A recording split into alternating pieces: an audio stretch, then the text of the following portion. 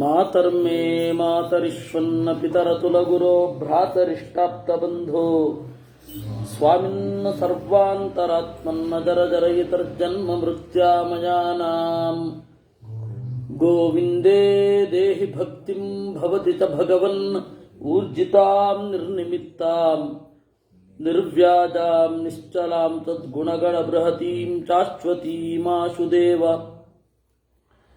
ನಾರಾಯಣಂ ನಮಸ್ಕೃತ್ಯ ನರಂ ಚೈವ ನರೋತ್ತಮಂ ದೇವೀಂ ಸರಸ್ವತೀಂ ವ್ಯಾಸಂ ತತೋ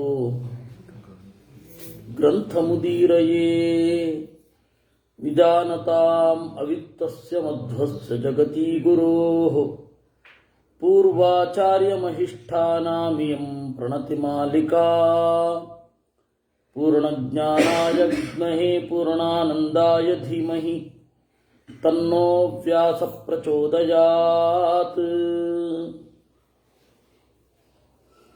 ಸರ್ವಮೂಲ ಗ್ರಂಥಗಳ ಬಗ್ಗೆ ಮಾತನಾಡಬೇಕು ಅಂತ. ಸರ್ವಮೂಲ ಅಂತ ಎರಡು ಮೂರು ಅರ್ಥಗಳಲ್ಲಿ ತೆರ್ಕೊಳ್ಳುತ್ತೆ. ಋಷಿಕೇಶ ತೀರ್ಥರ ತಾಡವಾಲೆ ಇದೆ, ಅತ್ಯಂತ ಪ್ರಾಚೀನ ಆಚಾರ್ಯರ ಕಾಲದ ಬರಹ. ಬೇರೆ ಯಾವುದೂ ಕೂಡ ಆ ಕಾಲದ ಬರಹ ಇಲ್ಲ. ಅತ್ಯಂತ ಪ್ರಾಚೀನ ತಾಡವಾಲೆ ಅಂತ ಇರೋದು ಋಷಿಕೇಶ ತೀರ್ಥರದ್ದು. ಅದಾದ ಮೇಲೆ ರಘುವರಿಯ ತೀರ್ಥರದ್ದು. ರಘುವರಿಯ ತೀರ್ಥರ ತಾಡವಾಲೆ ಋಷಿಕೇಶ ತೀರ್ಥೀಯ ತಾಡವಾಲೆಯಲ್ಲಿ ಯಾವುದು ಯಾವುದು ಮಿಸ್ ಆಗಿದೆಯಲ್ಲ ಅದನ್ನ ಬರೆದಿಟ್ಟಿದ್ದಾರೆ. ತಾಡವಾಲೆಯಲ್ಲಿ ಇಷ್ಟುದ್ದ ಇರುತ್ತದು ಸಾಮಾನ್ಯವಾಗಿ. ಮಧ್ಯದಲ್ಲಿ ವಿಷಯ ಇರುತ್ತೆ, ಆಚೆ ಮತ್ತೆ ಈಚೆ ಒಂದು ಜಾಗ ಬಿಟ್ಟಿರ್ತಾರೆ, ಮುಂದೆ ಯಾರಾದರೂ ಬರೀಲಿಕ್ಕಿದ್ರೆ ಅಂತ.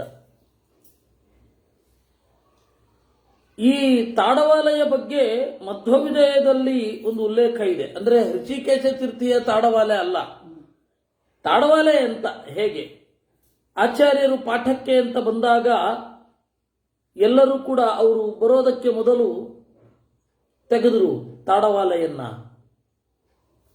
ಆ ತಾಡವಾಲೆ ಹೇಗಿತ್ತು ಅಂತ ಹೇಳಿದ್ರೆ ಮಧ್ವವಿಜಯದಲ್ಲಿ ಉಲ್ಲೇಖ ಇದೆ.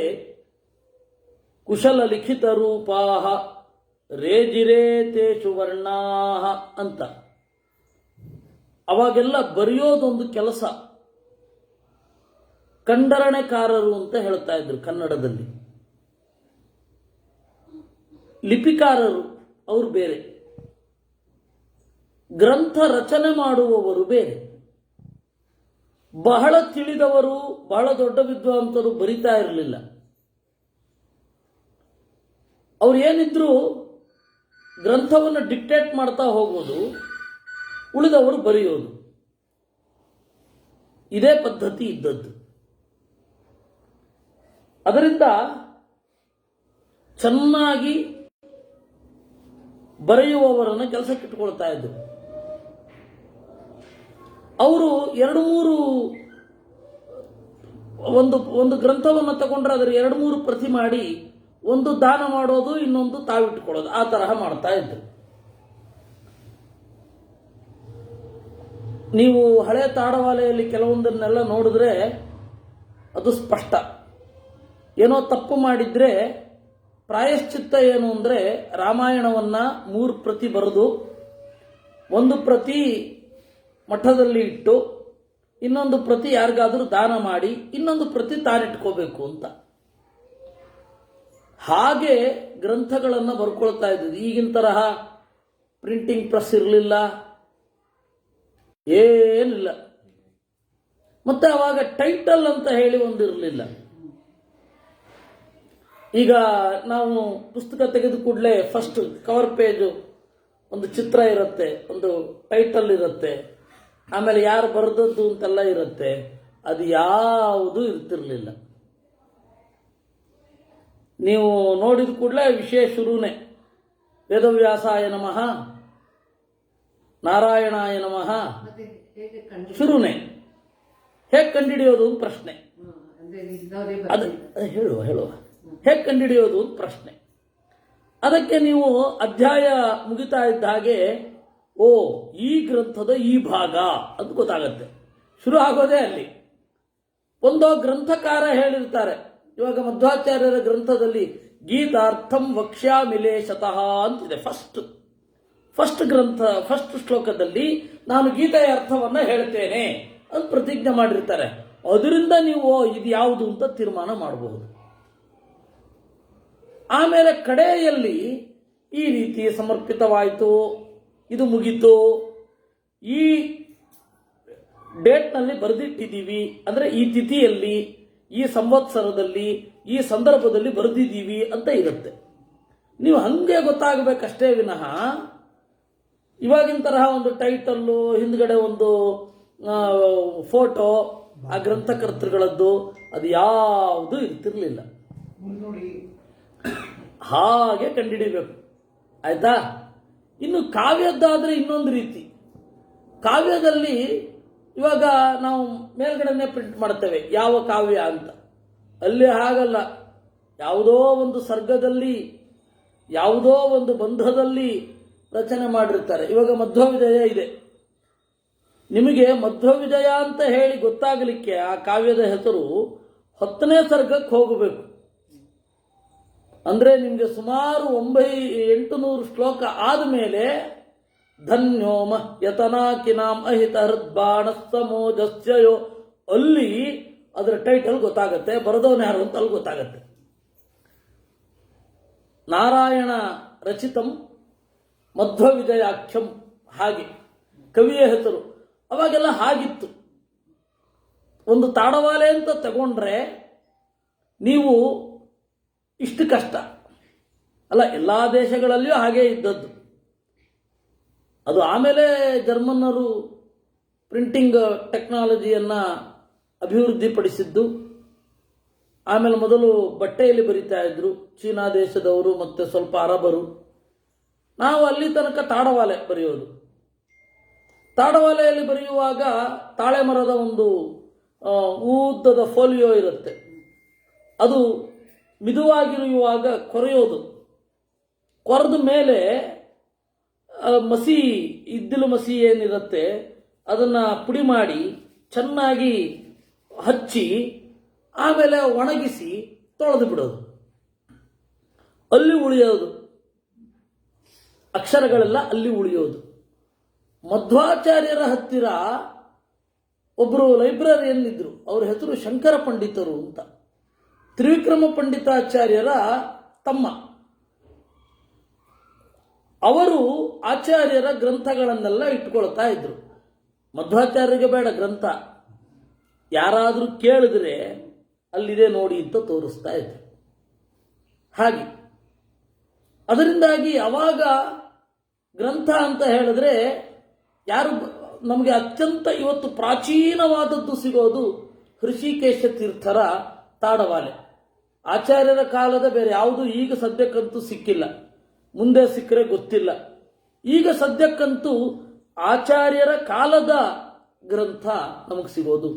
ನ್ಯಾಯಸುಧಾ ಕೂಡ ನಮಗೆ ಸಿಗೋದು ಸತ್ಯಧರ್ಮರ ಕಾಲದ್ದು. ಅಂದ್ರೆ ಸುಮಾರು ಒಂದು 200 ವರ್ಷದ ತಾಡವಾಲೆಯೇ ಸಿಗೋದು ನಮಗೆ. ಅದಕ್ಕಿಂತ ಹಿಂದೆ ಹೋದ್ರೆ ನಮಗೆ ಆ ಗ್ರಂಥ ಅಂದ್ರೆ ಅತ್ಯಂತ ಹಳೆಯದು ಸಿಗೋದಿಲ್ಲ.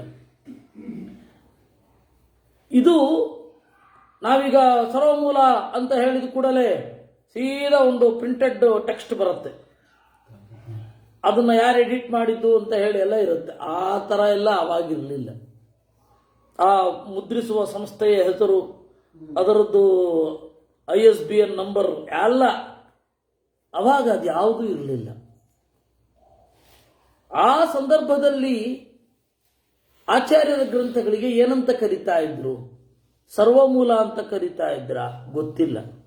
ಯಾಕೆಂದ್ರೆ ಮಧ್ವವಿಜಯದಲ್ಲಿ ಸರ್ವಮೂಲ ಅಂತ ಉಲ್ಲೇಖ ಇಲ್ಲ. ಮತ್ತೆ ಮಧ್ವಾಚಾರ್ಯರ ಗ್ರಂಥಗಳು ಅಷ್ಟೆ.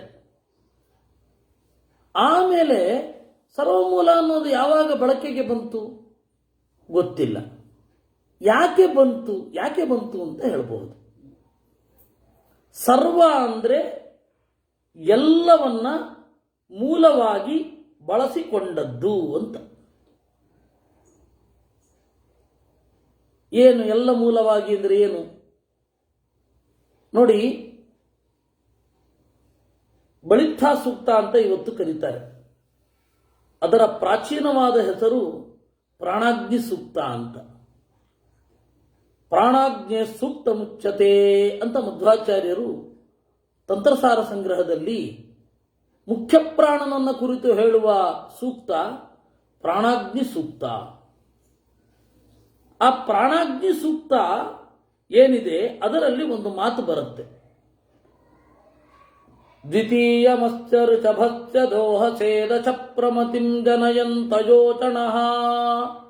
ಮುಖ್ಯ ಪ್ರಾಣನ ಎರಡನೆಯ ಅವತಾರ ಯಾವುದು ಗೊತ್ತಾ?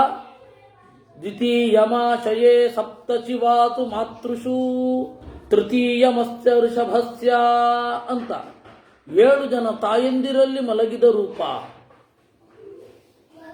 ಯಾವುದು 7 ಜನ ತಾಯಂದಿರಲ್ಲಿ ಮಲಗಿದ ರೂಪ? ಭೀಮಸೇನ ಅಂತ ಮುಖ್ಯ ಪ್ರಾಣನ ಎರಡನೆಯ ಅವತಾರದ ಹೆಸರು. ಭೀಮ ಅಂದ್ರೆ ಏನು? ಸೇನ ಅಂದ್ರೆ ಏನು? ಮಾ ಅಂತಂದ್ರೆ ವಿದ್ಯೆಗಳು, ತಾಯಂದಿರು.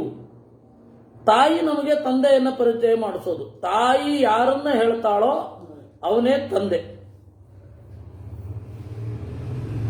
ತಾಯಿ ಅನ್ನೋದು ವಾಸ್ತವ, ಅವಳು ಹೇಳಿದವನು ತಂದೆ. ಹಾಗೆ ಜಗದ ತಂದೆಯನ್ನ ಪರಿಚಯ ಮಾಡಿಕೊಳ್ಳೋದು ಯಾವುದರಿಂದ? ವೇದವೆಂಬ ತಾಯಿಯಿಂದ ಅಲ್ವಾ? ಅದರಿಂದಾಗಿ ಭೃತಾಹ ಮಾಹ ಏನ, ಯಾರು 7 ಜನ ತಾಯಂದಿರನ್ನ ಹೊತ್ತು ನಿಂತಿದ್ದಾನೋ ಅವನು ಭೀಮ. ಭೀಮ ಅಂದ್ರೆ ತಿಂಬಂಡಿ ಅಲ್ಲ. ಭೀಮ ಅಂದ್ರೆ ಅದ್ಭುತವಾದ ಜ್ಞಾನಿ ಅಂತ ಅರ್ಥ. ಯಾಕೆ ಅವನಿಗೆ ಜ್ಞಾನ ಇರೋದು? ಈ 7 ಜನ ಮೂಲ ಅವನಿಗೆ. ಯಾವ 7 ಜನ?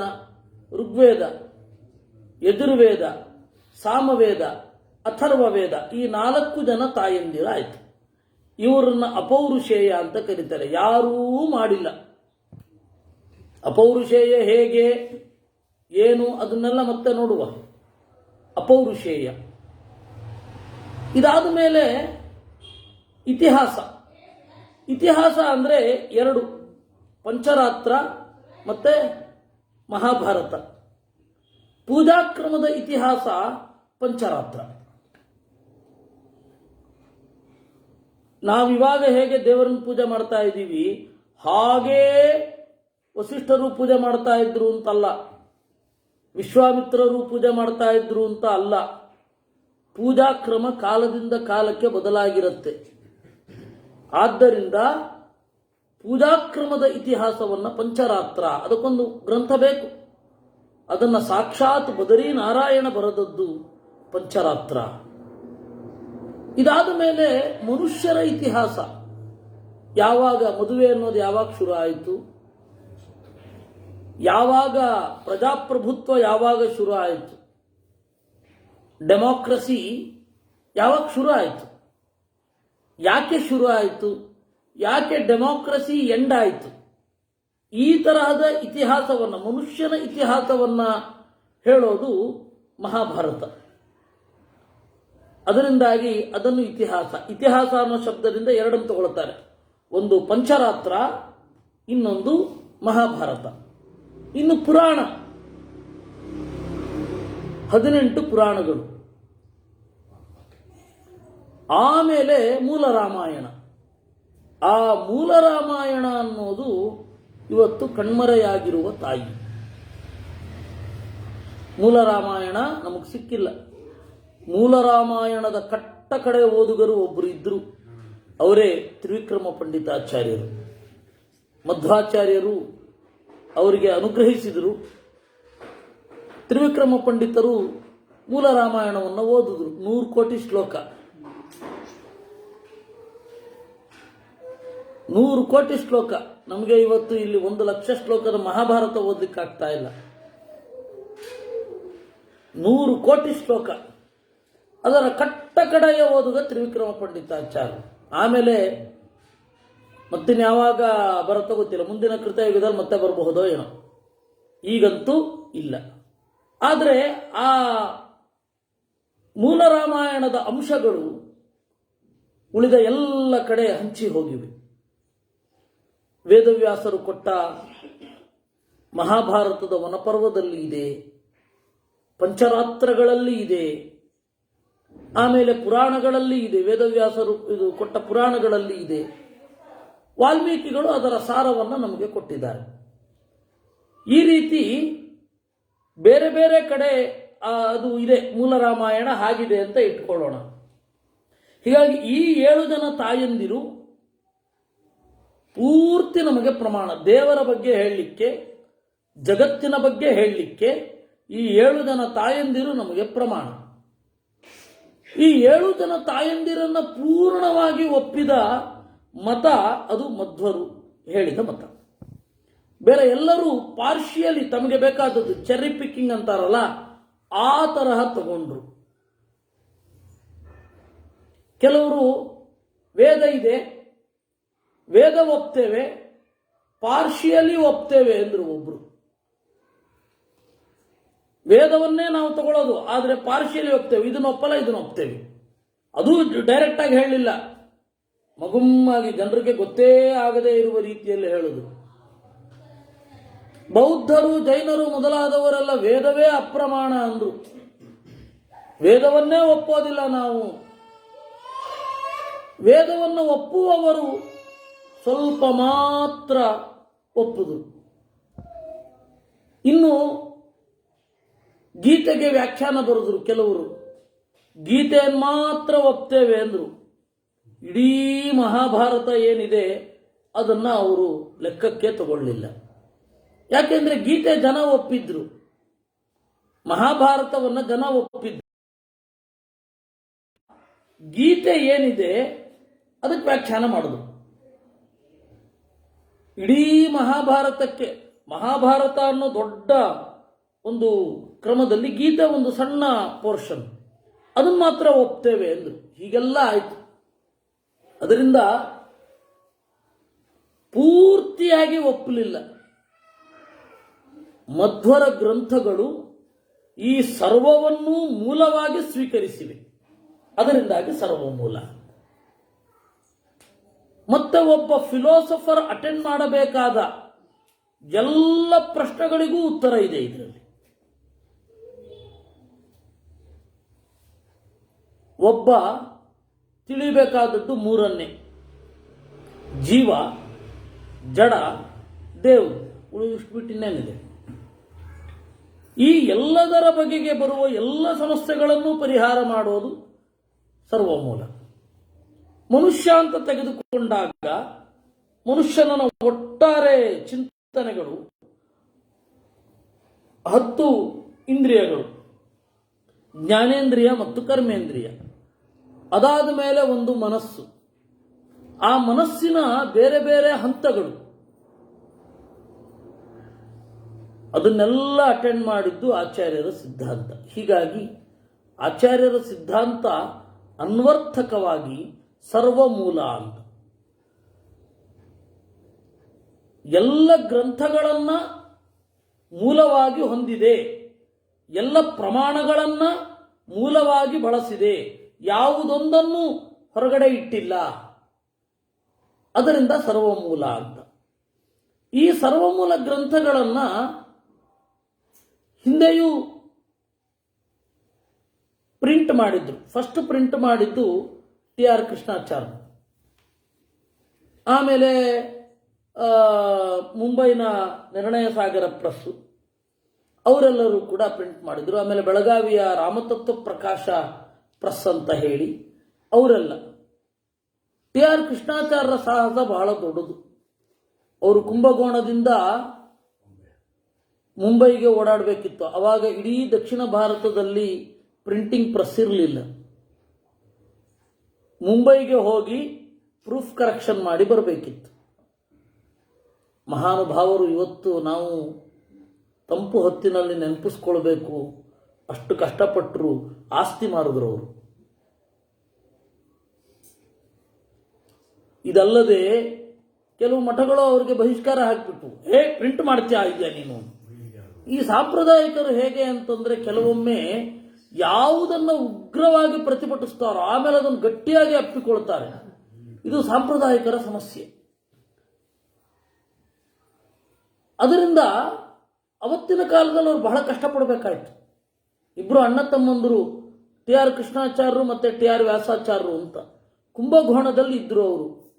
ಅವರು ಬಹಳ ಪ್ರಯಾಸಪಟ್ಟು ಪುಸ್ತಕವನ್ನು ಪ್ರಿಂಟ್ ಮಾಡಿದ್ರು, ಸರ್ವಮೂಲವನ್ನು. ಆಮೇಲೆ ಸವಣೂರು ಗೋವಿಂದರಾಯರು ಅಂತ ಹೇಳಿ ಒಬ್ಬರು ಮಹಾನುಭಾವರು, ಅವರು ಬೇಕಾಷ್ಟು ಪುಸ್ತಕಗಳನ್ನು ಇವ್ರ ಜೊತೆಗೆ ಸೇರಿಕೊಂಡು ಮಾಡಿದ್ರು. ಸರ್ವಮೂಲವನ್ನು ಮಾಡಿದ್ರು, ಮಹಾಭಾರತ, ರಾಮಾಯಣ, ಭಾಗವತ ಇಷ್ಟನ್ನು ಮೊದಲು ಪ್ರಿಂಟ್ ಮಾಡಿ ಕೊಟ್ಟರು. ಆಮೇಲೆ ಬೇರೆ ಬೇರೆ ಅವರು ಮಾಡಿದ್ರು ಅಂತ ಇಟ್ಕೊಳ್ಳಿ. ನಾ ಹೇಳಿದ್ನಲ್ಲ ಬೆಳಗಾವಿ ರಾಮತತ್ವ ಪ್ರಕಾಶ, ಅದೆಲ್ಲ ಆದಮೇಲೆ 1950 ಹಾಗೆ 60 ಹಾಗೆ ಒಂದು ಚಿಂತನೆ ಶುರು ಆಯಿತು. ನಮ್ಮ ಪೇಜಾವರ ಸ್ವಾಮಿಗಳು, ವಿದ್ಯಾಮಾನ್ಯರು ಇವರೆಲ್ಲ ಇದ್ದಾಗ ಒಂದು ಚಿಂತನೆ ಶುರು ಆಯಿತು. ಋಷಿಕೇಶ ತೀರ್ಥೀಯ ಸರ್ವಮೂಲವನ್ನ ಮುದ್ರಣ ಮಾಡಬೇಕು, ಯಾರು ಆಗಬಹುದು ಅಂತ.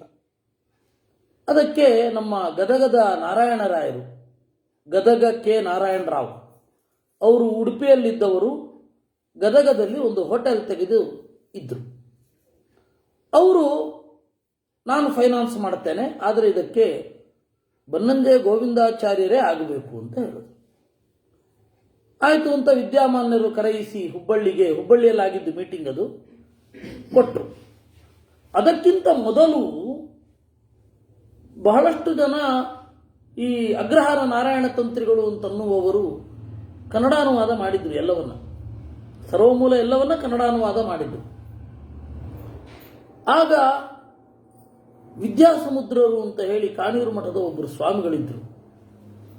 ಅವರು ಋಷಿಕೇಶ ತೀರ್ಥಿಯವನ್ನ ತರಿಸಿ ಓದಿದ್ರು. ಮತ್ತೆ ಅಲ್ಲಿಗೆ ಹೋಗಿ ಓದಿದ್ದು. ಅವ್ರು ಹೇಳ್ತಾ ಇದ್ರು ಋಷಿಕೇಶ ತೀರ್ಥಿಯವನ್ನ ಬಳಸಬೇಕು ನೀವು ಅಂತ ಎಲ್ಲರಿಗೂ ಹೇಳ್ತಾ ಇದ್ರು, ಆದರೆ ಯಾರು ಕೇಳಿರಲಿಲ್ಲ. ಇದಕ್ಕೊಂದು ಅವಕಾಶ ಬಂತು. ಸರಿ, ನಮ್ಮ ಗುರುಗಳು ಶುರು ಮಾಡಿದ್ರು. ಸುಮಾರು 30-35 ವರ್ಷಗಳ ಕಾಲ ಅದರ ಚಿಂತನೆ ನಡೀತು. ಕಡೆಗೆ ಫೈನಲ್ ಔಟ್ಪುಟ್ ಬಂದು 72ರಲ್ಲಿ ಬಂತು, 5 ವಾಲ್ಯೂಮ್ಗಳ ಪುಸ್ತಕ. ಇವತ್ತು ಬಹಳ ಜನ ಏನ್ ಮಾತನಾಡ್ತಾ ಇದ್ದೇವಲ್ಲ ಸರ್ವಮೂಲದ ಬಗ್ಗೆ, ನಾವ್ಯಾರು ಹುಟ್ಟೇ ಇರಲಿಲ್ಲ ಅವಾಗ. ಪ್ರಾಯ ನೀವೆಲ್ಲರೂ ಕೂಡ ಬಹಳ ಚಿಕ್ಕ ಹುಡುಗರು ಅಂತ ಕಾಣುತ್ತವಾಗ. 72 ಆಗಲಿ, ತಾರುಣ್ಯವೇ ಅಲ್ವಾ? ಅದೇ ಅದೇ ಅದೇ ಅದೇ ಅದೇ ಅದೇ ಅದೇ ಹೀಗಾಗಿ 72ರಲ್ಲಿ ಅದು ಮುಗೀತು. 5 ವಾಲ್ಯೂಮಲ್ಲಿ ಆ ಪುಸ್ತಕ ಬಂತು. ಅದು ಪ್ರಿಂಟ್ ಮಾಡೋದು ಕೂಡ ಬಹಳ ಕಷ್ಟ, ವಿಚಿತ್ರವಾಗಿತ್ತು. ಅದು ಉಡುಪಿಯಲ್ಲಿ ಎಡಿಟರ್ ಅಂದ್ರೆ ಗೋವಿಂದಾಚಾರ್ಯರು, ಅವರು ಕೈಯಲ್ಲಿ ಬರದ ಪುಸ್ತಕ, ಅವಾಗ ಜೆರಾಕ್ಸ್ ಇರಲಿಲ್ಲ. ಇದೆಲ್ಲ ನಾವು ಅರ್ಥ ಮಾಡ್ಕೊಂಡ್ರೆ ಎಷ್ಟು ಕಷ್ಟಪಟ್ಟರು ಅಂತ ಗೊತ್ತಾಗತ್ತೆ. ಇವಾಗಿನ ತರಹ ಸ್ಕ್ಯಾನ್ ಮಾಡಿ ರಪ್ಪ ಕಳಿಸ್ಲಿಕ್ಕೆಲ್ಲ ಆಗ್ತಾ ಇರಲಿಲ್ಲ. ಕೈಯಲ್ಲಿ ಬರೆದು ಪಾಠಾಂತರಗಳನ್ನು ಅವರು ಕಳಿಸ್ಬೇಕು. ಅವಾಗ ಉಡುಪಿಯಿಂದಲೋ ಮಂಗಳೂರಿನಿಂದಲೋ ಬೆಂಗಳೂರಿಗೆ ಬಸ್ ಹೋಗ್ಬೇಕಾದ್ರೆ 1.5 ದಿವಸ ತಗೊಳ್ಳೋದಂತೆ. ಇಷ್ಟನ್ನು ನನಗೆ ಗುರುಗಳೇ ಹೇಳಿದ್ರಿಂದ ನಾನು ಹೇಳ್ತಾ ಇರೋದು. ಇಲ್ಲಿಗೆ ಬರಬೇಕು, ಇಲ್ಲಿ ವಿದ್ಯಾಪೀಠದಲ್ಲಿ ಮತ್ತೆ ಅದರದ್ದು ಪ್ರೂಫ್ ಕರೆಕ್ಷನ್ ಎಲ್ಲ ಆಗಬೇಕು. ಅವರಿಗೆ ಆಗ 200 ರೂಪಾಯಿ ಕೊಡ್ತಾ ಇದ್ರು. ಈ 1 ತಿಂಗಳ ಕೆಲಸಕ್ಕೆ 200 ರೂಪಾಯಿಗಳನ್ನು ಕೊಡ್ತಾ ಇದ್ರು. ಆಯ್ತಾ? ಇರಲಿ, ಅದು ಆಮೇಲೆ ಇವರು ಬೇಡ ಅಂತ ಬಿಟ್ಟರು. ಯಾಕೆಂದ್ರೆ ಋಷಿಕೇಶ ತೀರ್ಥಿಯವನ್ನ ನಾನು ಎಡಿಟ್ ಮಾಡುವ ಪುಣ್ಯ ನನಗಿರಲಿ ಅಂತ ಹೇಳಿ ಆಮೇಲೆ ಅವರು ತಗೊಳ್ಳಿಲ್ಲ. 1 ವರ್ಷನೋ 1.5 ವರ್ಷನೋ ತಗೊಂಡ್ರು. ಆದರೆ ಉಳಿದ ಎಲ್ಲ ದಿವಸಗಳ ಕಾಲ ಅವರು ತಗೊಳ್ಳಿಲ್ಲ, ಬಿಟ್ಬಿಟ್ರು. ಆಗ 5 ವಾಲ್ಯೂಮಿನಲ್ಲಿ ಆ ಸರ್ವಮೂಲ ಬಂತು. ಮೊದಲನೇ ವಾಲ್ಯೂಮು, ಅದರಲ್ಲಿ ಮೊದಲು ಇತಿಹಾಸ ಪ್ರಸ್ಥಾನ ಮೊದಲು ಶುರು ಆಗಿತ್ತು. ಉಪನಿಷತ್ ಪ್ರಸ್ಥಾನ, 10 ಉಪನಿಷತ್ತುಗಳ ಭಾಷ್ಯ. ಅದಾದ ಮೇಲೆ ಗೀತಾ ಪ್ರಸ್ಥಾನ, ಅದು ಗೀತಾ ಪ್ರಸ್ಥಾನ ಮೊದಲು, ಆಮೇಲೆ ಉಪನಿಷತ್ ಪ್ರಸ್ಥಾನ, ಆಮೇಲೆ ಸೂತ್ರ ಪ್ರಸ್ಥಾನ. ಹೀಗೆ ಅದರ ಪ್ರಿಂಟ್ ಆಯಿತು. ಅವಾಗ ಇನ್ನು ಏನೋ ಯಾವ ರೀತಿ ಮಾಡೋದು ಇತ್ಯಾದಿ ಗೊಂದಲಗಳೇ ಇತ್ತು. ಗೀತಾ ಭಾಷ್ಯ ಇದೆಯಲ್ಲ, ಅದು ಹೃಷಿಕೇಶ ತೀರ್ಥೀಯದಲ್ಲಿಲ್ಲ. ನಾನು ಕೇಳಿದಾಗ ಗುರುಗಳು ಹೇಳಿದ್ರು, ವಾರಿಕಾಂತಾರ ರಾಮ ಅಂತ ಹೇಳಿ ಒಬ್ಬರು ತ್ರಿವಿಕ್ರಮ ಪಂಡಿತಾಚಾರ್ಯರ ಶಿಷ್ಯರು, ಅವರು ಗೀತಾ ಭಾಷ್ಯವನ್ನು ಬರೆದದ್ದು ಇದೆ, ಅದರ ಪ್ರಕಾರ ಇಲ್ಲಿ ಗೀತಾ ಭಾಷ್ಯ ಇದೆ ಅಂತ. ಅವಾಗ ಮೊದಲು ಏನೋ ಗೊಂದಲಗಳಿತ್ತು, ಮತ್ತೆ ಇಷ್ಟು ಕ್ಲಾರಿಟಿ ಇರಲಿಲ್ಲ. ಆದ್ದರಿಂದ ಯಾವ್ಯಾವ ತಾಡವಾಲೆಯನ್ನು ಯೂಸ್ ಮಾಡಿದ್ದೇನೆ, ಏನೇನಾಗಿದೆ, ಎಡಿಟೋರಿಯಲ್ ಬೋರ್ಡು ಏನು ತೀರ್ಮಾನ ತಗೊಳ್ತು ಇತ್ಯಾದಿಗಳ ಬಗ್ಗೆ ವಿಸ್ತೃತವಾದ ದಾಖಲೆ ಇಲ್ಲ. ಅವರು ಹೇಳಿ ಗೊತ್ತು ಆಮೇಲೆ. ಆದರೆ ಯಾವ್ದ್ಯಾವ್ದು ಉಪಲಬ್ಧಿ ಇದೆ ಅದನ್ನು ಬರೆದಿದ್ದಾರೆ, ಯಾವುದು ಹೃಷಿಕೇಶ ತೀರ್ಥೀಯದಲ್ಲಿ ಇಲ್ಲ ಅದನ್ನು ಬರೆದಿದ್ದಾರೆ. ಹಾಗೆ 5 ವಾಲ್ಯೂಮಿನಲ್ಲಿ ಬಂದ ಈ ಒಂದು ಸರ್ವಮೂಲದ ಪುಸ್ತಕವನ್ನು ಇಟ್ಟುಕೊಂಡು ನಾನು ನಿಮ್ಮ ಮುಂದೆ ಸರ್ವಮೂಲದ ಪರಿಚಯವನ್ನು ಮಾಡಿಕೊಡುತ್ತೇನೆ. ಮೊದಲನೇ ವಾಲ್ಯೂಮು ಉಪನಿಷತ್ ಪ್ರಸ್ಥಾನ. ಅದರಲ್ಲಿ ಮೊದಲನೆಯದ್ದು ಮಹೈತರೇಯೋಪನಿಷತ್ ಭಾಷ್ಯ. ಮಧ್ವಾಚಾರ್ಯರಿಗೆ ಅತ್ಯಂತ ಪ್ರಿಯವಾದ ಉಪನಿಷತ್ತು ಮಹೈತರೇಯೋಪನಿಷತ್ತು. ಯಾಕೆ ಅಂದರೆ, ಯಾರಾದರೂ ಉಪನ್ಯಾಸ ಮಾಡಿ ಅಂದರೆ ಏನು ಹೇಳಲಿ ಅಂತ ಕೇಳ್ತಾ ಇದ್ದರಂತೆ ಆಚಾರ್ಯರು. ಯಾಕೆಂದ್ರೆ ಅವರಿಗೆ ಏನು ಬೇಕಾದ್ರೂ ಹೇಳ್ಬೋದಿತ್ತಲ್ಲ, ಸರ್ವಜ್ಞರವರು ಏನು ಬೇಕಾದರೂ ಹೇಳ್ಬೋದಿತ್ತು. ಏನು ಹೇಳಿ ಅಂತ ಕೇಳಿದ್ರೆ, ಇಲ್ಲ ನೀವೇ ಯಾವುದಾದ್ರೂ ಹೇಳಿ ಅಂದರೆ, ಆಯ್ತು ನಾನು ಐತರೇಯ ಹೇಳ್ತೇನೆ ಅಂತ ಇದ್ದರಂತೆ. ಅಷ್ಟು ಪ್ರೀತಿ ಆಚಾರ್ಯರಿಗೆ. ಒಂದು ಸಾರಿ ಮಧ್ಯದಲ್ಲಿ ಕೇಳ್ತೀನಿ, ಈ 36 ಪ್ಲಸ್ 2 ಎಲ್ಲ ಹೇಳುವ ಅದರಿಂದಾಗಿ ಈ ಮಹಾ ಐತರೇಯ ಉಪನಿಷತ್ತು, ಐತರೇಯ ಅನ್ನೋದೇನಿದೆ ಅದು ಋಗ್ವೇದದ ಶಾಖೆ. ಇಡೀ ಋಗ್ವೇದದ ಶಾಖೆಯನ್ನ ಐತರೇಯ ಶಾಖೆ ಅಂತ ಕರೀತಾರೆ. ಐತರೇಯ ಅನ್ನುವ ಭಗವಂತನ ರೂಪ ಸಂಕಲನ ಮಾಡಿಕೊಟ್ಟ, ಎಡಿಟ್ ಮಾಡಿಕೊಟ್ಟ ವೇದ ಐತರೇಯ ಸಂಹಿತೆ. ಒಂದು ವೇದ ಅಂತಂದ್ರೆ 4 ಮುಖ. ಮೊದಲನೆಯದ್ದು ಸಂಹಿತೆ, ಎರಡನೆಯದ್ದು ಬ್ರಾಹ್ಮಣ, ಮೂರನೆಯದ್ದು ಆರಣ್ಯಕ, ನಾಲ್ಕನೆಯದ್ದು ಉಪನಿಷತ್ತು. ಸಂಹಿತೆ ಅಂದರೆ ದೇವತಾ ಸ್ವರೂಪ, ಹಾಗೆ ತತ್ವ, ಅದನ್ನ ಒಗಟಿನ ರೂಪದಲ್ಲಿ ಹೇಳುತ್ತೆ, ಕೆಲವೊಮ್ಮೆ ನೇರವಾಗಿ ಹೇಳುತ್ತೆ, ದೇವತೆಯನ್ನು ಸ್ತೋತ್ರ ಮಾಡುವ ಬಗೆಗೆ ಹೇಳುತ್ತೆ. ಇದು ಸಂಹಿತೆ. ಇದು ಸಂಹಿತೆ ಆಯಿತು. ಇದನ್ನು ಬಳಸುವ ಬಗೆ ಹೇಗೆ, ಯಜ್ಞದಲ್ಲಿ ಬಳಸೋದು ಹೇಗೆ, ವಿಶೇಷತಃ ಗೃಹಸ್ಥರು. ಗೃಹ ಅಂದ್ರೆ ಹೆಂಡತಿ ಅಂತ, ಗೃಹಸ್ಥ ಅಂತಂದ್ರೆ ಹೆಂಡತಿಯಲ್ಲಿ ನೆಲೆಗೊಂಡವರು ಅಂತ. ಈ ಜಡವಾದ ಮನೆಯನ್ನು ಗೃಹಸ್ಥ ಅಂತ ಕರೀಲಿಲ್ಲ ನಮ್ಮವರು. ಮಡದಿಯೇ ಮನೆ, ಮಡದಿ ಅಂದ್ರೆ ಹೆಂಡತಿ, ಮಡದಿಯೇ ಮನೆ. ಹೀಗಾಗಿ ಗೃಹಸ್ಥ ಅಂದ್ರೆ ಮದುವೆಯಾದವ. ಮದುವೆಯಾದವ ನಗರದಲ್ಲಿ ಇರ್ತಾನೆ. ನಗರದಲ್ಲಿ ಇರುವವರು ಈ ವೇದವನ್ನು ಹೇಗೆ ಬಳಸುವುದು, ಅದು ಬ್ರಾಹ್ಮಣ. ಅಂದ್ರೆ ಅಪ್ಲಿಕೇಶನ್ ಪಾರ್ಟ್ ಅನ್ನ ಫಸ್ಟ್ ಲೆವೆಲ್ ಅಲ್ಲಿ ಹೇಳುವಂಥದ್ದನ್ನ ಬ್ರಾಹ್ಮಣ ಅಂತ ಕರೆದ್ರು. ಆಮೇಲೆ ಆರಣ್ಯಕ. ಇದೇ ಗಂಡು ಮತ್ತು ಹೆಣ್ಣು ಸಂಸಾರ ಮಾಡಿ ಮಾಗಿ ಮಕ್ಕಳು ಮದುವೆಯಾದ ಮೇಲೆ ಕಾಡಿಗೊಟ್ಟೋಗ್ತಾ ಇದ್ರು. ಅದನ್ನು ವಾನಪ್ರಸ್ಥ ಅಂತ ಕರೀತಾ ಇದ್ರು. ಆ ವಾನಪ್ರಸ್ಥದಲ್ಲಿಯೂ ಕೂಡ ಯಾಗ, ಅತಿಥಿ ಸತ್ಕಾರ ಇವುಗಳಿರಬೇಕಿತ್ತು. ಇವುಗಳನ್ನು ಹೇಗೆ ಮಾಡೋದು? ವೇದವನ್ನು ಅವರು ಅವಾಗ ಬೇರೆ ರೀತಿ ಚಿಂತನೆ ಮಾಡ್ತಾರೆ. ಅದನ್ನ ಏನಂತ ಕರೀತಾರೆ? ಆರಣ್ಯಕ ಅಂತ ಕರೆದು. ಇದಾದ ಮೇಲೆ ಸನ್ಯಾಸಿಗಳು ಇದೇ ವೇದವನ್ನು ಹೇಗೆ ಚಿಂತನೆ ಮಾಡಬೇಕು? ಅದು ಉಪನಿಷತ್ತು. ಹಾಗಂತ ಹೇಳಿ ಗೃಹಸ್ಥರು ಉಪನಿಷತ್ತು ಓದಬಾರದು ಅಂತಲ್ಲ, ಸನ್ಯಾಸಿಗಳು ಸಂಹಿತೆ, ಬ್ರಾಹ್ಮಣ, ಆರಣ್ಯಕ ಓದಬಾರದು ಅಂತಲ್ಲ. ಇದೊಂದು ಸಾಮಾನ್ಯ ವಿಭಾಗ. ಎಲ್ಲವನ್ನ ಎಲ್ಲರೂ ಓದಬೇಕು. ಇದು ವೇದ. ಇದರಲ್ಲಿ ಋಗ್ವೇದ, ಯಜುರ್ವೇದ, ಸಾಮವೇದ, ಅಥರ್ವವೇದ ಅಂತ ಭಾಗ. ಋಗ್ವೇದ ಅಂದ್ರೆ ಏನು? ಪದ್ಯಮಯವಾದ ವೇದ. ಯಜುರ್ವೇದ ಅಂದ್ರೇನು? ಯಜುಹು, ಋಗ್ವೇದದ ಅಪ್ಲಿಕೇಶನ್ ಹೇಗೆ ಅಂತಾನೆ ಹೇಳಲಿಕ್ಕೆ ಹೊರಟಿರೋದು. ಸಾಮವೇದ ಅಂದ್ರೇನು? ಋಗ್ವೇದವನ್ನೇ ಹಾಡಿನ ರೂಪದಲ್ಲಿ ಹೇಳೋದು. ಅದಕ್ಕೊಂದು ಪ್ರತ್ಯೇಕ ಅಸ್ತಿತ್ವ ಇಲ್ಲ ಸಾಮವೇದಕ್ಕೆ, ಋಗ್ವೇದದ ಮಂತ್ರಗಳನ್ನೇ ಹೇಳಲಿಕ್ಕೆ. ಅಥರ್ವ ವೇದ ಅಂದ್ರೆ ಏನು? ಅಥರ್ವ ಅನ್ನುವ ಋಷಿ ಕಂಡ ವೇದ.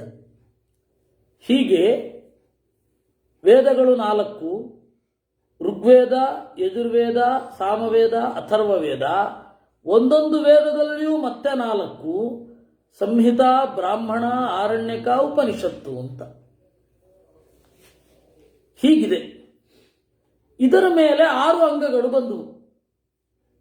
ಫೊನೆಟಿಕ್ಸ್ ಅನ್ನು ಹೇಳೋದು ಶಿಕ್ಷಾ. ನಾವು ಈಗ ಮಾಡುವ ಕ್ರಿಯೆಗಳಿಗೆ ಕಲ್ಪ ಅಂತ. ಕಲ್ಪ ಅಂತ ಹೇಳಿದ್ರೆ ಮತ್ತೆ 4 ವಿಭಾಗ.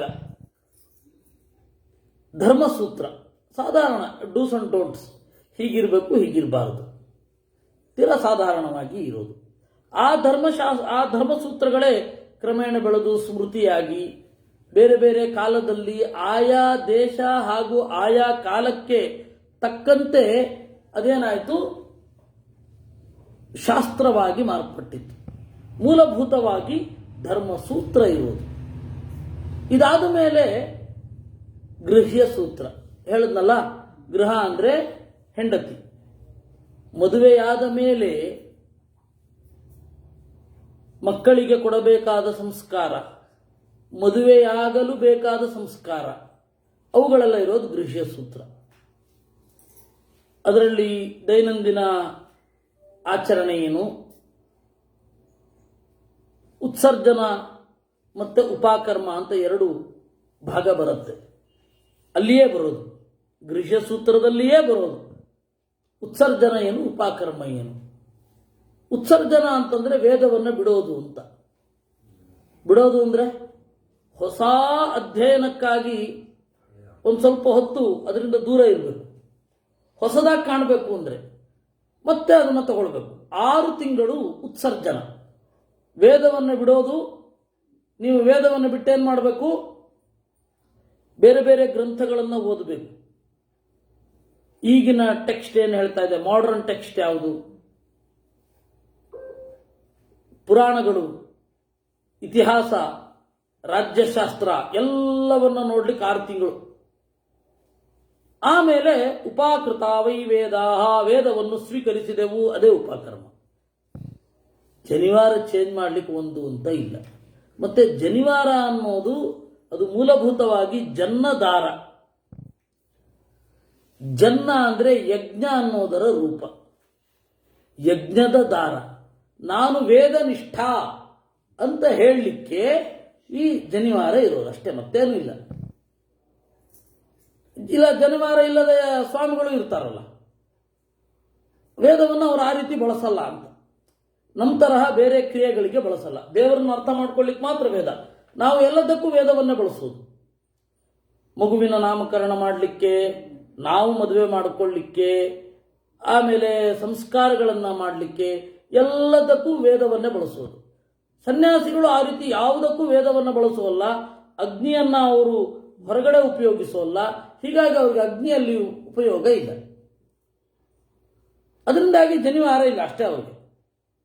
ಮೂಲಭೂತವಾಗಿ ಯಜ್ಞಕ್ಕೆ ಸಾಂಕೇತಿಕವಾದ ದಾರ, ಅದು ಯಜ್ಞದಾರ, ಜನ್ನದಾರ, ಈಗ ಹೋಗಿ ಜನಿವಾರ ಆಗಿದೆ.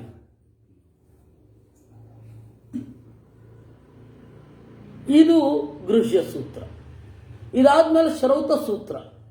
ಶ್ರೌತ ಅಂದ್ರೆ ಯಾವ ಯಾವ ವೈದಿಕ ಯಾಗಗಳು ಏನಿದೆ, ಗೃಹ್ಯದಲ್ಲಿ ಎಲ್ಲ ಮದುವೆ ಎಲ್ಲ ಇದ್ರ ಬಗ್ಗೆ ಆಯ್ತು. ವೈದಿಕ ಯಾಗಗಳ ಬಗ್ಗೆ ಶ್ರೌತ ಸೂತ್ರ ಅಂತ ಇದೆ. ಈಗ ತಂತ್ರ ಸೇರ್ಕೊಂಡಿದೆ, ಹೀಗಾಗಿ ಒಂದು ಸ್ವಲ್ಪ ದೊಡ್ಡದಾಗಿದೆ. ಮೂಲಭೂತವಾಗಿ ವೈದಿಕ ಯಾಗ ಚಿಕ್ಕದು.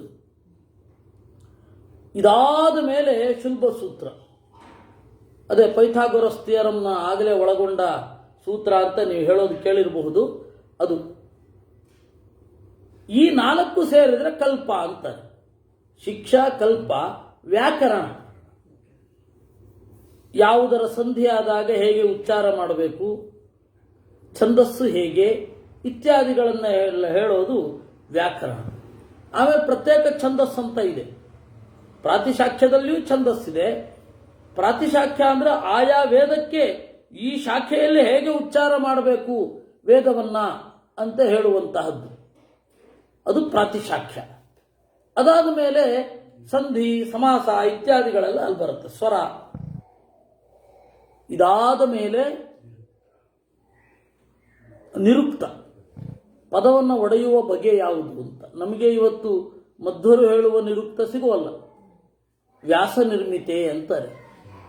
ಆದರೆ ಯಾಸ್ಕರ ನಿರುಕ್ತ ಪರವಾಗಿಲ್ಲ, ಈಗ ಸದ್ಯಕ್ಕೆ ಅದನ್ನ ಅವಲಂಬಿಸಬಹುದು. ಜ್ಯೋತಿಷ, ಜ್ಯೋತಿಷ ಅಂತ ಹೇಳಿದ್ರೆ ನಮಗೆ ಈ ಕಾಲದಲ್ಲಿ ಈ ಕ್ರಿಯೆ ಮಾಡಿ ಅಂತ ಇರುತ್ತೆ. ಕಾಲ ಗೊತ್ತಾಗಬೇಕಲ್ಲ, ಅದಕ್ಕೆ ಆಸ್ಟ್ರಾನಮಿ ಗೊತ್ತಿರಬೇಕು, ಆಸ್ಟ್ರಾಲಜಿ ಅಲ್ಲ.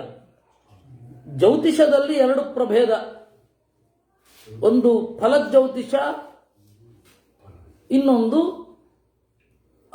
ಸಿದ್ಧಾಂತ ಜ್ಯೋತಿಷ ಅಂತ. ಸಿದ್ಧಾಂತ ಜ್ಯೋತಿಷ ಅಂತ ಹೇಳಿದ್ರೆ ಮೇಲ್ಗಡೆ ನೋಡಿ ಕ್ರಿಯೆಯನ್ನ ಕಾಲ ಯಾವಾಗ ಆಗತ್ತೆ ಅಂತ ನೋಡಿದ್ರೆ ಆಯ್ತು, ಅಷ್ಟೇ. ಆಮೇಲೆ ಅದು ವರಾಹ ಮಿಹಿರಾಚಾರ್ಯರಿಂದ ಫಲಜ್ಯೋತಿಷ ಅಂತನ್ನೋದು ಅದು ಬಂತು. ಆ ಫಲಜ್ಯೋತಿಷವನ್ನು ಹೇಳಬೇಕಾದ್ರೂ ವಾಕ್ಸಿದ್ಧಿ ಇರಬೇಕು, ದೇವತಾನುಗ್ರಹ ಇರಬೇಕು, ಮತ್ತೆ ಎಲ್ಲರೂ ಹೇಳಿದ್ದು ಎಲ್ಲರಿಗೂ ಅಪ್ಲೈಯೂ ಆಗೋದಿಲ್ಲ. ಇರಲಿ, ಅದರಲ್ಲಿ ಅನೇಕ ಸಮಸ್ಯೆಗಳು ಇದೆ. ಫಲಜ್ಯೋತಿಷದಲ್ಲಿ ಮಧ್ವರು ಅದನ್ನು ಸೂಕ್ಷ್ಮವಾಗಿ ಅಡ್ರೆಸ್ ಮಾಡಿದ್ದಾರೆ. ಫಲಜ್ಯೋತಿಷದ ಮೇಲೇನೆ ಭಾರತೀಯ ಸಂಸ್ಕೃತಿ ನಿಂತಿಲ್ಲ, ಅದೊಂದು ಗೊತ್ತಿದ್ರೆ ಆಯ್ತು. ಈ ರೀತಿ 6 ಅಂಗಗಳು, 4 ವೇದಗಳು, ಇದಿಷ್ಟೂ ಸೇರಿದ್ರೆ ಅದೇ ಜ್ಯೋತಿಷ, ಛಂದಸ್ಸು, ಇದಿಷ್ಟೂ ಸೇರಿದರೆ ಇದು ವೇದದ ಮತ್ತು ವೇದಾಂಗದ ಚಿಂತನೆ. ಈ ಋಗ್ವೇದ ಇದೆಯಲ್ಲ, ಅದರಲ್ಲಿ 4 ಪ್ರಭೇದಗಳಿದೆಯಲ್ಲ, ಸಂಹಿತೆ, ಬ್ರಾಹ್ಮಣ, ಆರಣ್ಯಕ, ಉಪನಿಷತ್ತು, ಅದೆಲ್ಲವನ್ನ ಕೊಟ್ಟಿದ್ದು ಐತರೇಯ.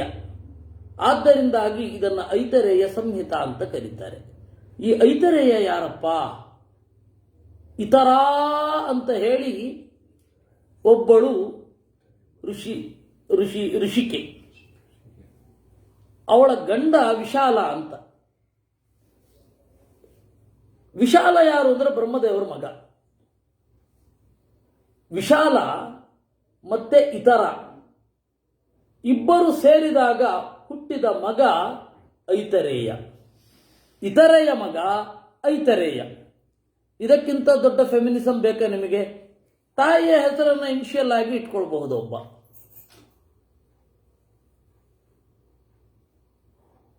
ಇವತ್ತು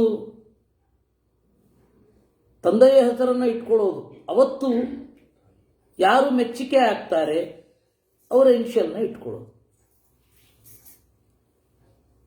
ಹಾಗೆ. ಅಥವಾ ಯಾವ ಋಷಿಕೆ ಯಾರ ಪ್ರಭಾವ ಜಾಸ್ತಿ ಇರುತ್ತೆ ಅವ್ರದನ್ನ ಇಟ್ಕೊಳ್ಳೋದು. ಇತರಾಳ ಮಗ ಐತರೇಯ. ಅವನ ಹೆಸರೇನು? ಮಹಿದಾಸ ಅಂತ. ಮಹಿದಾಸ ಅಂದರೆ ದೇವರ ಹೆಸರು. ಮಹಿ ಅಂತಂದ್ರೆ ಅತ್ಯಂತ ಹಿರಿಯರು, ಬ್ರಹ್ಮಾದಿ ದೇವತೆಗಳು, ಎಲ್ಲರಿಗೂ ಮಿಗಿಲಾದವರು ಇವನಿಗೆ ದಾಸರು. ಆದ್ದರಿಂದಾಗಿ ದೇವರ ಹೆಸರು ಮಹಿದಾಸ. ಎಲ್ಲ ಸೇರಿದರೆ ಮಹಿದಾಸ ಐತರೇಯ. ಅವನು ಕೊಟ್ಟ ಉಪನಿಷತ್ತು ಐತರೇಯ ಉಪನಿಷತ್ತು. ಮತ್ತೆ ಇದನ್ನ ಯಾರಿಗೆ ಹೇಳಿದ್ದು? ಲಕ್ಷ್ಮೀದೇವಿಗೆ ಹೇಳಿದ್ದು. ಅಂದ್ರೆ ಒಂದು ರೀತಿ ಗಂಡ ಹೆಂಡಿರ ಸಂವಾದ. ಇದು ಮಹೈತರೇಯ ಉಪನಿಷತ್ತು. ಯಾಕೆ? ದೊಡ್ಡ ಉಪನಿಷತ್ತು, 9 ಅಧ್ಯಾಯ ಇದೆ. ಸಮಗ್ರ ಋಗ್ವೇದದ ಸ್ವರೂಪವನ್ನೆಲ್ಲ ಇದು ಹೇಳುತ್ತೆ. ಋಗ್ವೇದ ಮೊದಲು ಎಷ್ಟಿತ್ತು ಗೊತ್ತಾ? ನಮಗೆ ಇವತ್ತು ಕೇವಲ 10,000 ಋಕ್, 1000 ಸೂಕ್ತ ಅಷ್ಟೇ ಇವತ್ತು ನಮಗೆ ಉಪಲಬ್ಧಿ ಇರೋದು. ಅದನ್ನೆಲ್ಲ ಕೊಟ್ಟ, ಅದರ ಎಲ್ಲದರ ಸಾರವನ್ನು ಕೊಟ್ಟ ಉಪನಿಷತ್ತು ಮಹೈತರೇಯ ಉಪನಿಷತ್ತು. ನಿಮಗೆ ಇವತ್ತು ನೀವು ಬೇರೆ ಕಡೆ ಹೋದ್ರೆ, ಮಧ್ವರನ್ನ ಬಿಟ್ಟು ಬೇರೆ ಕಡೆ ಹೋದ್ರೆ ಆಯ್ತಾ, ಐತರೇಯ ಉಪನಿಷತ್ತು ಅಂದ್ರೆ ಪುಟ್ಟ ಉಪನಿಷತ್ತು ಕೊಡ್ತಾರೆ. ಆದರೆ ಮಧ್ವರು ಹೇಳಿದ್ರು ಇಲ್ಲಿ 2 ಭಾಗ ಇದೆ. ಒಂದು ಆತ್ಮೋಪನಿಷತ್ತು, ಇನ್ನೊಂದು ಸಂಹಿತೋಪನಿಷತ್ತು. 2 ಸೇರಿದರೆ ಮಹಾ ಐತರೇಯ ಉಪನಿಷತ್ತು ಅಂತ. ಆ ಮಹೈತರೇಯ ಉಪನಿಷತ್ತಿನಲ್ಲಿ ಏನಿದೆ ಏನಿಲ್ಲ ಅಂತ ಕೇಳಬೇಕು. ಎಲ್ಲವೂ ಇದೆ. ದೇವರ ದಾರಿ ಬಿಟ್ಟವರು ಯಾರು? ದೇವರ ದಾರಿ ಹಿಡಿದವರು ಯಾರು? ದೇವರ ದಾರಿಯನ್ನ ಹಿಡಿದವರು ದೇವರನ್ನ ಹೇಗೆ ಉಪಾಸನೆ ಮಾಡ್ತಾರೆ?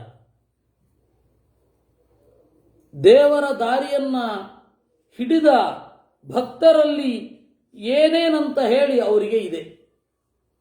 ಅವರಿಗೆ ಹೆಸರು ಶಾರ್ಕರಾಕ್ಷ್ಯ ಅಂತ, ಆರುಣಯ ಅಂತ, ಈ ರೀತಿ ಅವ್ರಿಗೊಂದು ಹೆಸರುಗಳಿದೆ. ಇಷ್ಟು ಹೇಳ್ತಾ ಮನುಷ್ಯನ ಶರೀರದ ವಿನ್ಯಾಸಕ್ಕೆ ಬರ್ತಾರೆ. ಅದು ಒಂದು ಭಾಗವನ್ನ ಹೇಳ್ತೇನೆ. ಊರ್ಧ್ವಂತೆ ಓದ ಸರ್ಪತ್ ತಚ್ಚಿರೋಶ್ರಯತ ತಚ್ಚಿರೋಭವತ್ ತಚ್ಚಿರಸಶ್ಚಿರಸ್ತ್ವಂ ಅಂತ.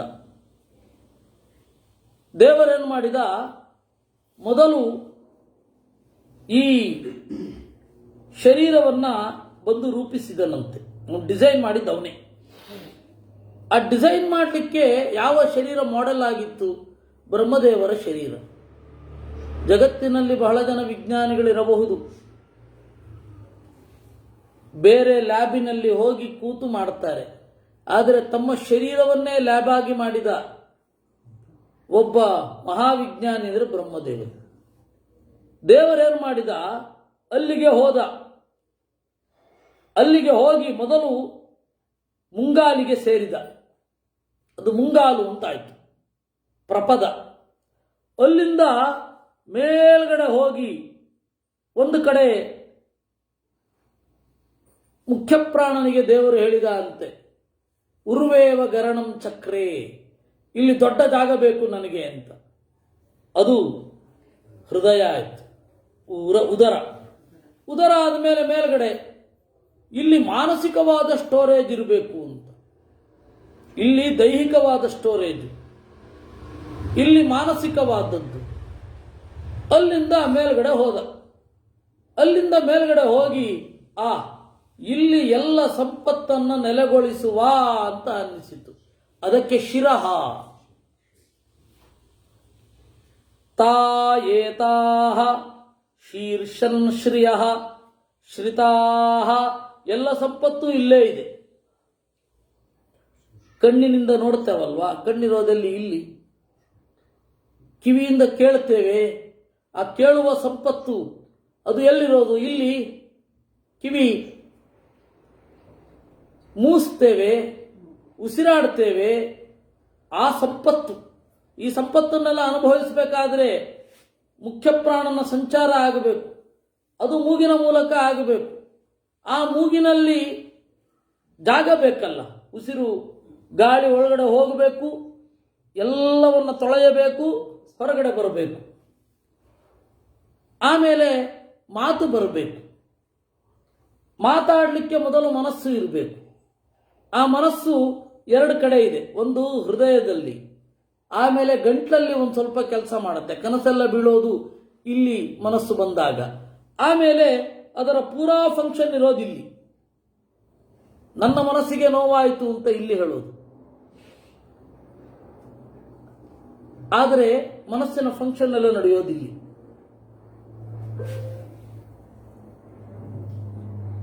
ಯಾರು ಫ್ರಾಯ್ಡ್ ಇರಬಹುದು, ಯಂಗ್ ಇರಬಹುದು, ಕಾರ್ಲ್ ಯಂಗ್ ಅವನ ಶಿಷ್ಯ, ಈ ಯಾರಿಗೂ ಕೂಡ ಮಾನಸಿಕ ವಿಜ್ಞಾನಿಗಳು ಅಂತ ಹೇಳ್ಕೋತಾರೆ. ಆದರೆ ಅವರಿಗೆ ಪರ್ಫೆಕ್ಟ್ ಆಗಿ ಮನಸ್ಸೆಲ್ಲಿದೆ ಅಂತ ಹೇಳಲಿಕ್ಕೆ ಬರಲಿಲ್ಲ.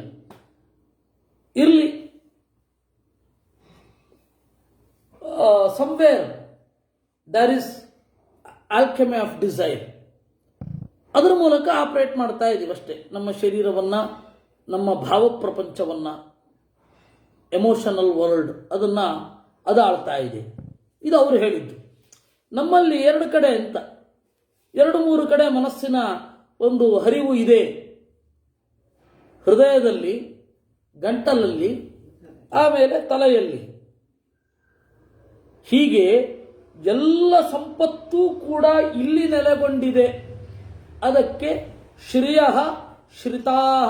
ಶ್ರಿಯಃ ಅಂದರೆ ಸಂಪತ್ತುಗಳು, ಶ್ರಿತಾಹ ಇಲ್ಲಿ ನೆಲೆಗೊಂಡಿವೆ. ಆದ್ದರಿಂದಾಗಿ ಇದನ್ನೇನಂತ ಕರೀತಾರೆ? ಶಿರಃ.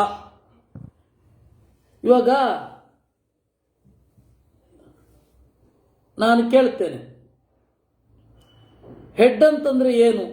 ಏನಿಲ್ಲ, ಹೇಳ್ತೀವಿ ಅಷ್ಟೆ. ತಲೆ ಅಂತ ಅರ್ಥ ಅಷ್ಟೇ, ಇನ್ನೇನಿಲ್ಲ. ಆದರೆ ಶಿರಃ ಅಂದ್ರೆ ಏನು? ನಾವು ಭಾರತೀಯ ಹಿನ್ನೆಲೆಯಲ್ಲಿ ಇದಕ್ಕೊಂದು ನಿರ್ವಚನ ಇದೆ, ಇದಕ್ಕೊಂದು ಡೆಫಿನಿಷನ್ ಇದೆ. ಈ ಪದಕ್ಕೆ ಒಂದು ಅರ್ಥ ಇದೆ. ಆ ಅರ್ಥ ಆ ಪದವನ್ನು ವಿಭಾಗಿಸೋದ್ರಿಂದ ಬರುತ್ತೆ. ಅದರಿಂದಾಗಿ ಇದನ್ನು ಶಿರಃ ಅಂತ ಯಾಕೆ ಕರೀತಾರೆ ಅಂದರೆ, ಎಲ್ಲ ಸಂಪತ್ತುಗಳು ಇಲ್ಲಿವೆ. ಮನುಷ್ಯ ಲೋಕದಲ್ಲಿ ಅನುಭವಿಸಬಹುದಾದದ್ದು ನೋಡೋದು, ನೋಡಿ ಸಂತೋಷ ಪಡ್ತೇವೆ, ಕೇಳಿ ಸಂತೋಷ ಪಡ್ತೇವೆ, ಮೂಸಿ ಸಂತೋಷ ಪಡ್ತೇವೆ, ಸವಿದು ಸಂತೋಷ ಪಡ್ತೇವೆ.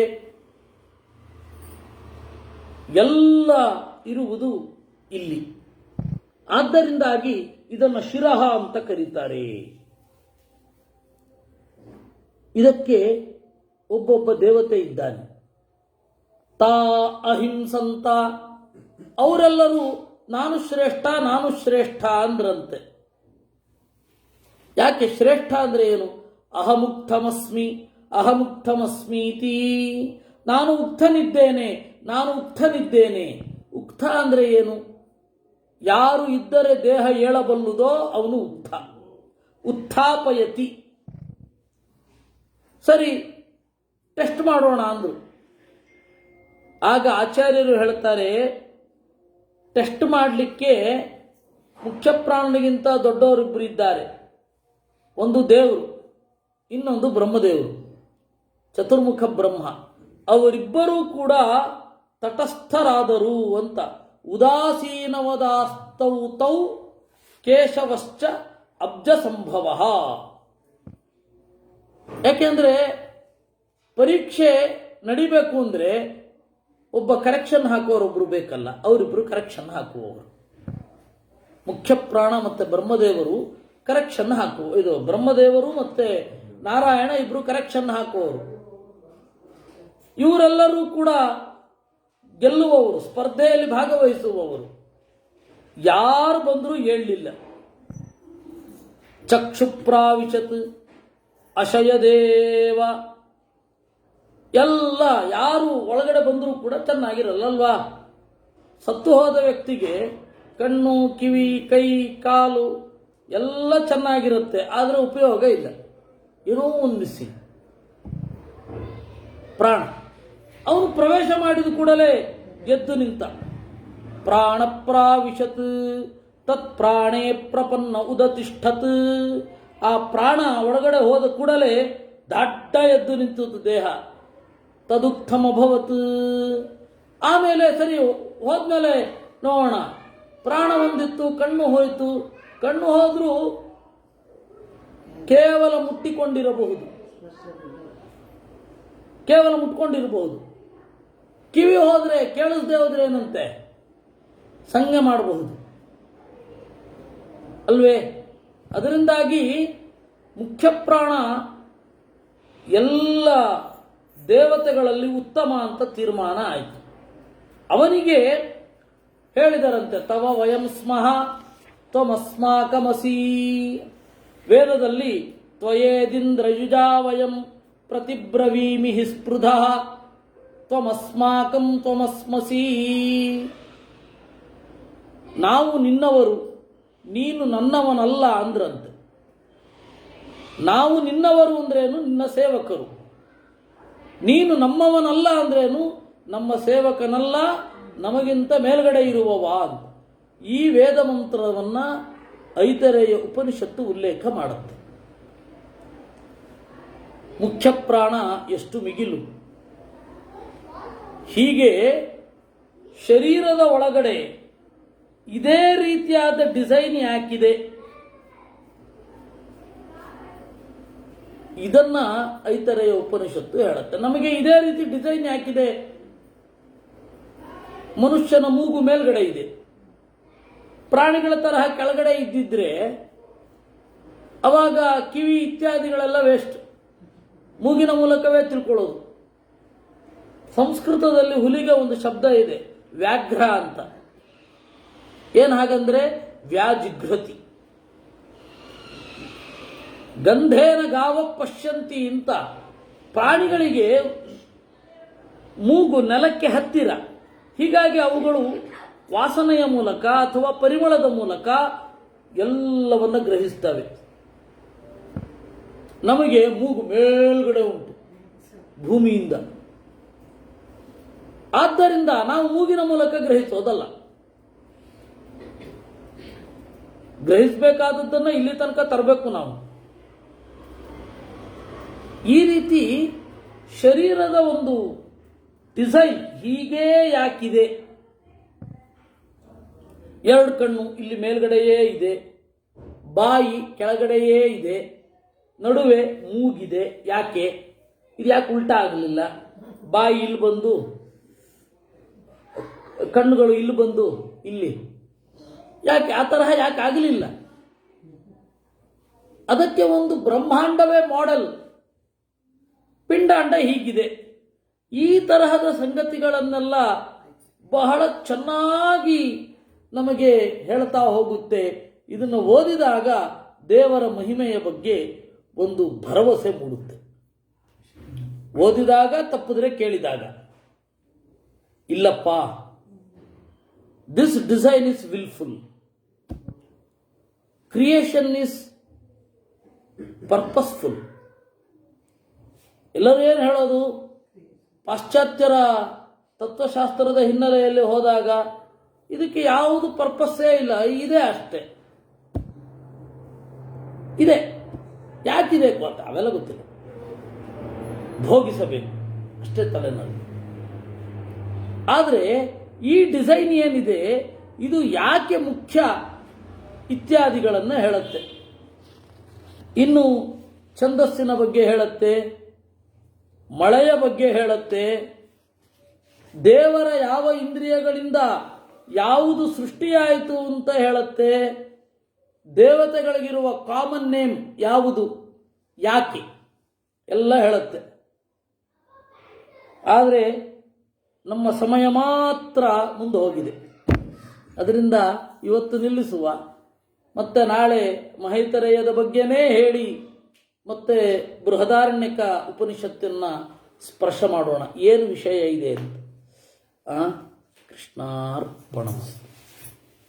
ಒಂದ್ಸಲ ಒಬ್ರು ಪ್ರೊಫೆಸರ್ ಬಂದು ಇದ್ರೊಳಗೆ ತೋರಿಸಿದ್ರು ಪರಿಮಾಣ ಮಾಡ್ತಾರೆ. ತಾವೇ ಋಷಿಕೇಶ